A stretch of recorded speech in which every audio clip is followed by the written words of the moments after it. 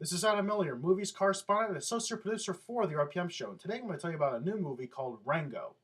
Now, Rango is from director Gore Verbinski, who gave us the multi-billion-dollar Disney franchise Pirates of the Caribbean, and it features a multi-talented voice cast that includes Johnny Depp, Isla Fisher, Abigail Breslin, Ned Beatty, Alfred Molina, Bill Nye, Harry Dean Stanton, Timothy Olyphant, and Ray Winstone. Now, Rango follows a chameleon named Rango who is lost in the desert in the southwest. Now, he is directed to a town called Dirt. That's the name of the town, in which the people of this town are so immersed with a lifestyle that is totally absent of law and order. They have no sheriff, and above all, they are suffering a huge drought. They're running out of water faster than they know what, and they have no solutions. Well, Rango, due to an incident at a bar, is believed to be, by the townspeople, they believe him to be this magnificent and unbeatable gunslinger of the West. And in so doing, he takes up the opportunity to become the town's sheriff and hopes that he can establish some law and order, as well as hope to find a problem for the town's drought issue.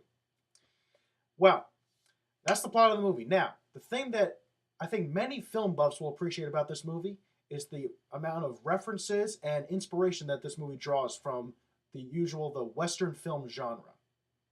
More specifically, the spaghetti Western subgenre, in which, because if you pay attention to the storyline and the plot points, you'll notice that this movie draws a lot of inspiration from the Sergio Leone famous Dollars trilogy that included the 1960s Western movies Fistful of Dollars, For a Few Dollars More, and The Good, the Bad, and the Ugly, all of which made Clint Eastwood the star that he is today, before the Dirty Harry movies.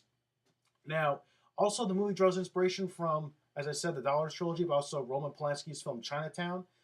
Ned Beatty, who plays the tortuous mayor of the town, drew a lot of is more of a nod of his performance to the John Huston character in the Chinatown. This is a movie that I'm sure film buffs would love. Now, as a kid's movie, I have to say I'm a little sketchy on it because personally I think that a lot of the humor and the pop culture references will literally fly over the kid's head because they've obviously never heard of the Clint Eastwood character, the man with no name, or they never heard of the Dollar Store, they've never heard of Chinatown.